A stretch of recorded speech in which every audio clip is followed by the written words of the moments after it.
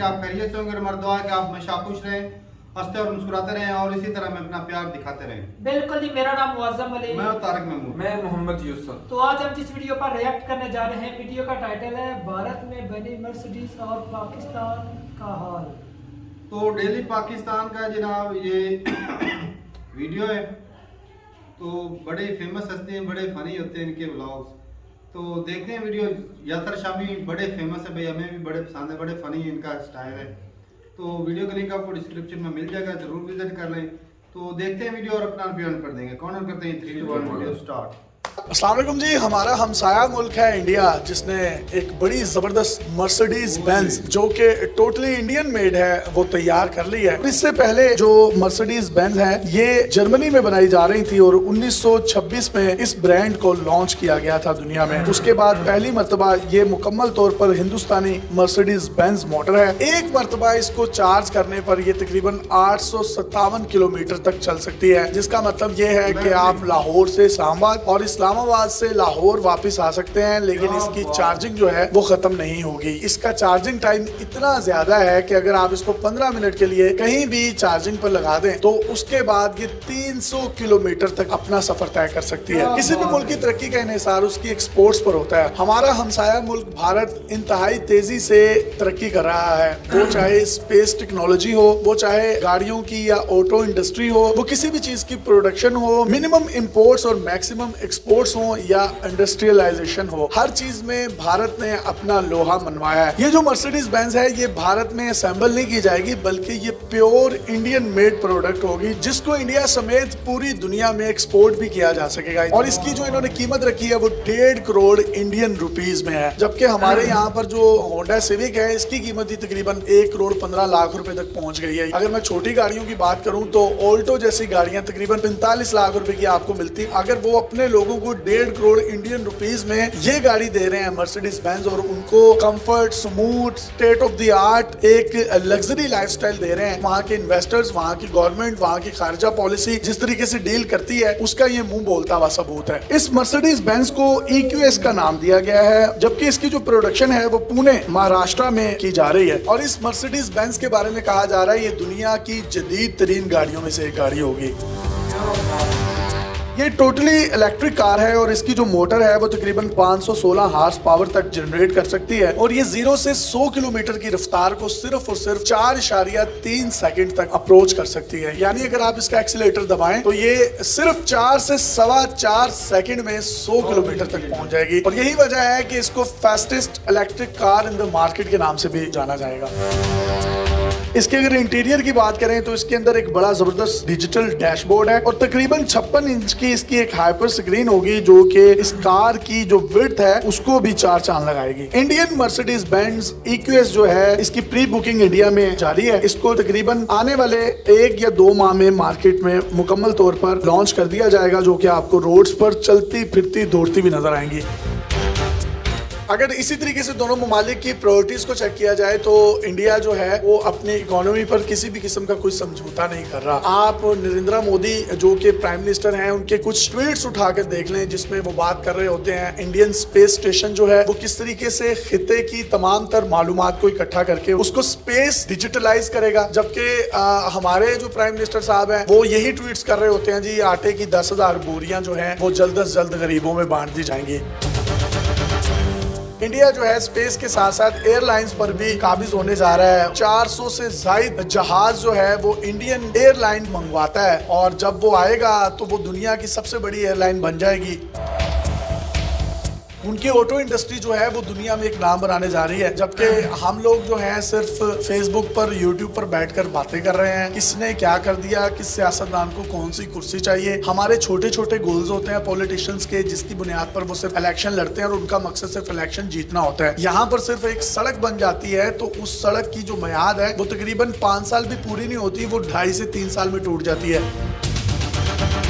अगर आप तरक्की याफ्ता ममालिक समेत हमारे नेबर को देखें तो उनकी पॉलिसीज जो हैं वो 20-20 साल पर मुहित हैं। उनका फोकस और मरकज सिर्फ इलेक्शन नहीं होता, उनकी पॉलिसीज जो होती हैं वो आवाम को फायदा देना होती हैं। जब कौमों की प्रायोरिटीज इस तरीके से होती हैं तो फिर वो तरक्की करती हैं। लेकिन अगर हमारी प्रायोरिटीज यही हो कि हमारी टांग उनके जवान की टांग से ऊपर जाएगी तो फिर ही हम तरक्की करेंगे, तो फिर हमारी टांगें तो ऊपर होंगी लेकिन हो सकता है फिर हम तरक्की ना कर सकें। कहा यह जा रहा है कि इंडियन मईशियत एशिया की सबसे मजबूत तरीन और दुनिया की उभरती हुई एक इकोनॉमी होगी। अब वो दौर नहीं है जब आपकी जंगें जो हैं टैंक्स या एटम बॉम्ब्स या असलहे से लड़ी जाती हैं। अब जंगें जो हैं मईशियत की जंगें हैं। अगर आप फाइनेंशियली स्ट्रॉन्ग हैं, दूसरा मुल्क आपसे फाइनेंशियली इतना ज्यादा स्ट्रॉन्ग नहीं है, उसकी मईशियत इतनी ज्यादा स्ट्रॉन्ग नहीं है, तो वो मुल्क ऑटोमेटिकली उस जंग के काबिल ही नहीं होगा। मईशियत की जंग है। यूरोप जो है उसने आपस में लड़ के मर के देख लिया और इस नतीजे पर वो पहुंच चुके हैं कि उनके अगर 32 से 34 शेंजन ममालिक हैं तो उनके दरमियान किसी भी किस्म का कोई बॉर्डर नहीं है और वो एक तरक्की की राह पर गामजन हुए। पीस दुनिया में आया और उसके बाद वो कौमें बने। हम किस दहाने पर जा रहे हैं? हमारे पॉलिटिशियंस की खारजा पॉलिसीज किस तरीके से बनाई जा रही हैं और किस तरीके की पॉलिटिकल इंस्टेबिलिटी है पाकिस्तान में कि कहा जा रहा है कि डॉलर 500 रुपए तक भी जाएगा और यहाँ पे जो गरीब है वो गरीब से गरीबतर और अमीर से अमीरतर होता जा रहा है। लेकिन अगर आप इंडियन रुपीस को डॉलर्स के मुकाबले में देखें तो वो काफी मुस्तहकम है। ये मर्सिडीज बेंज जो प्योर इंडियन मेड है, मेरी दुआ है कि पाकिस्तान में भी इस तरह की इंडस्ट्रीज आएं और पाकिस्तान अपनी प्रोडक्शन करे जिसमें इसकी मैक्सिमम एक्सपोर्ट्स हों, ज़र मुबादला के ज़खायर हमारे पास आएँ और हमारी इंपोर्ट्स कम से कम हो। डॉलर्स की जो एक बेयकीनी की कैफियत है इसको कायम दायम रखें तो शायद पाकिस्तान तरक्की करे। वो दिन दूर नहीं पाकिस्तान तरक्की करेगा, लेकिन इसको एक अच्छे होनहार और एक मुखलिस लीडर की जरूरत है। अपने मेज़बान को इजाज़त दीजिए और देखते रहिए DD पाकिस्तान। अल्लाह हाफिज़।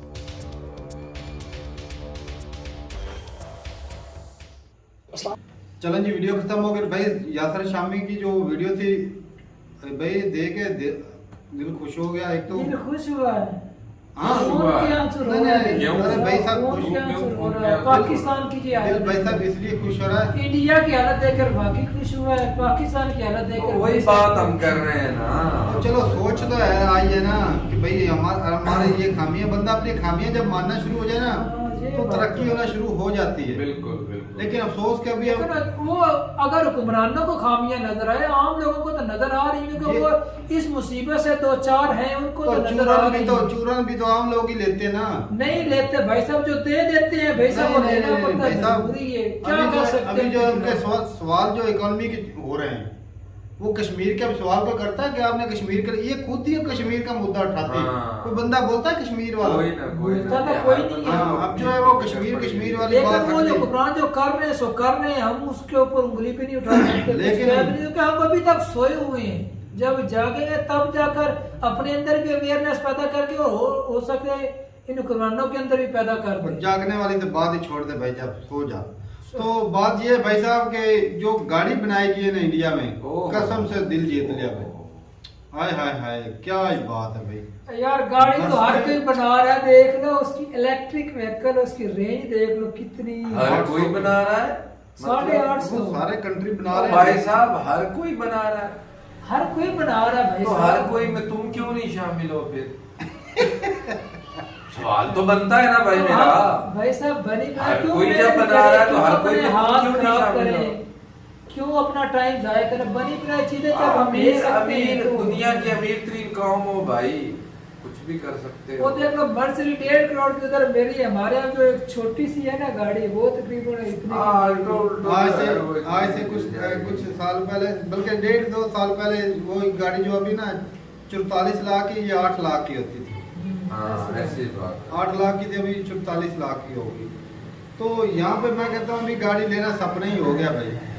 तो ये जो गाड़ी है भाई साहब, जिस तरह की एक तो लग्जरी कार है, ऊपर से कीमत 1.5 करोड़, लेकिन ये भी अगर कन्वर्ट करें तो वो तो भाई 3.5-4 करोड़ बन जाता है। वो भी तो देखें, लेकिन जो क्वालिटी है वो भाई साहब कमाल।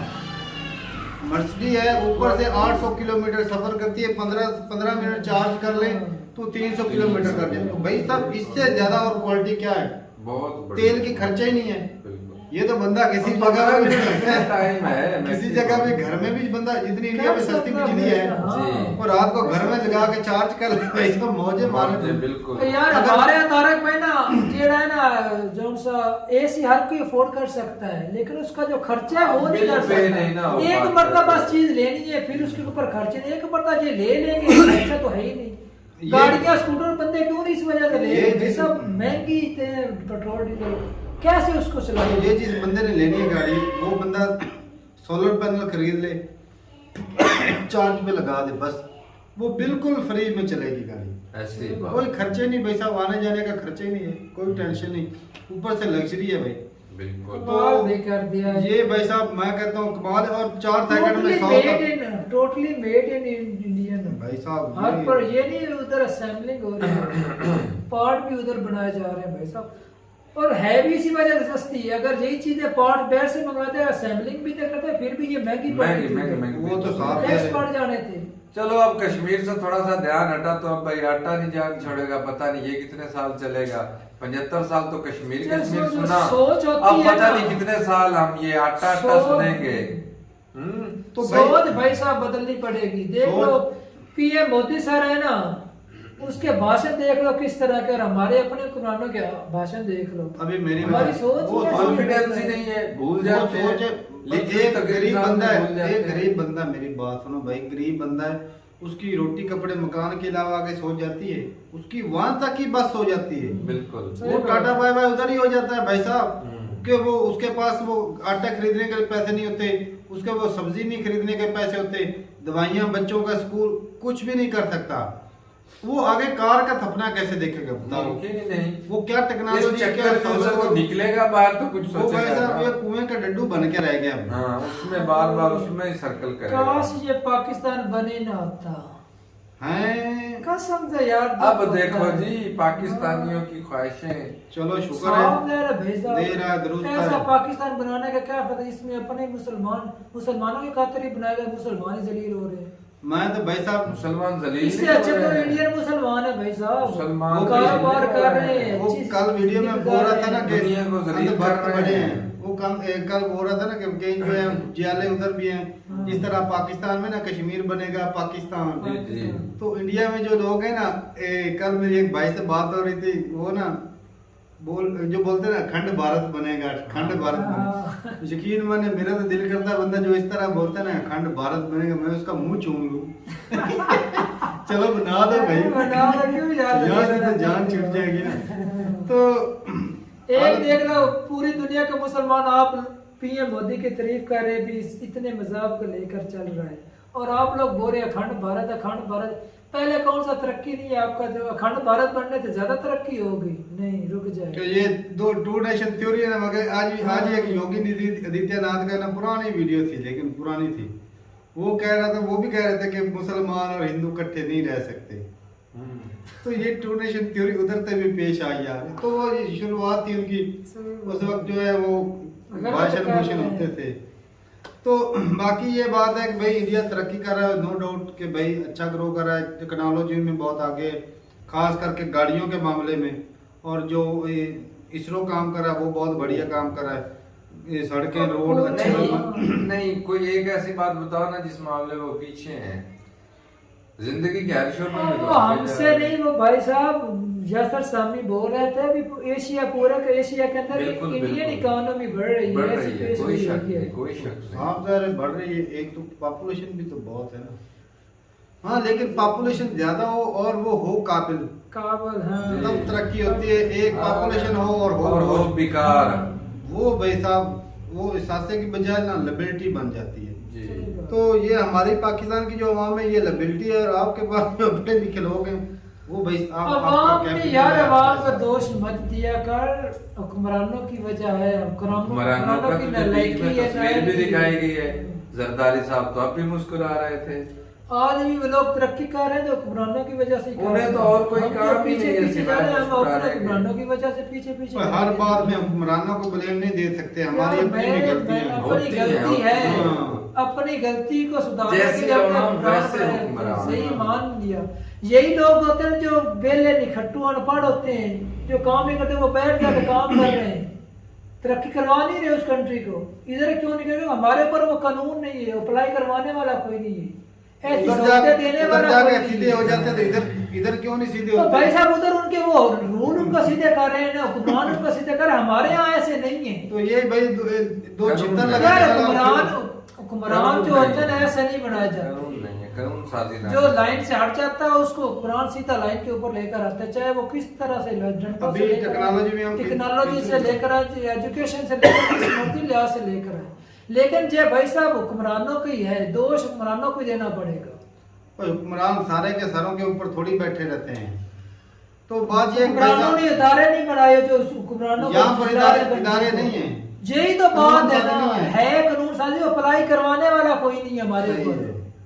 बड़ों के करवा लिए लेते हो। बड़ों के लिए और कानून है, छोटों के लिए और कानून है। सिफारिश पैसे करवा वाले लेते के अगर लिए उधर और- तुम्हें कोई जिनके पास पैसे नहीं, उनके लिए ट्रैफिक और वाला कानून। पकड़ ले, तूने उसी वक्त फोन करके सिफारिश करके निकल जाना है। तो वो अदारा किसका है?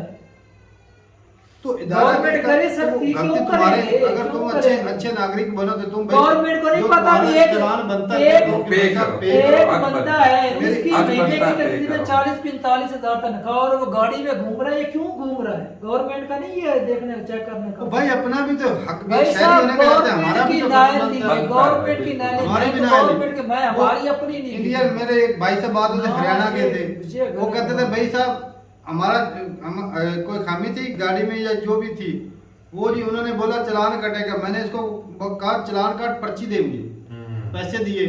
वो हालांकि उसका कह रहा था कि जो पुलिस वाला था उसका दिल था कि मुझे ना अगर यार 200 ऐसे का चलान है ना लोग तो 100 रुपया मुझे दे तो मैं लोगों का इसको छोड़ दूं। mindset बनाना मैंने कहा नहीं तो पड़ेगा ना। 200 ले चलान काट पर्ची दे मुझे, ताकि वो पैसा गवर्नमेंट के खाते में जाए। बिल्कुल। हम क्या करते हैं 100 नीचे से मैं पकड़ा के इस जांच चीज़ चला के से चले जाते हैं। कोई शक नहीं, ऐसा ही भाई साहब करते हैं। हमारे हमारे अपने काम लीडरों में। की नालायकी है। लीडरों ने तो ऊपर रखे हुए हैं, वो हमारे तेरे मेरे जैसे ही वो अफसर बने होते हैं।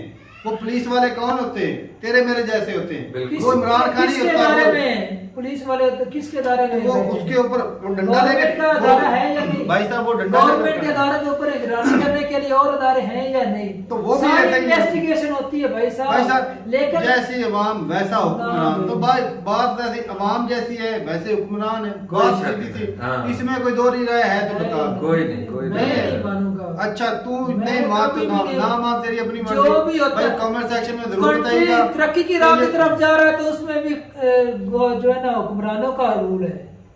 अगर कंट्री जो है पीछे जा रहा है तो भाई साहब उसके अंदर दोष जो है हुक्मरानों को देना पड़ेगा, ये तो साफ भाई है। साहब कौम अच्छी हो ना, समझदार हो।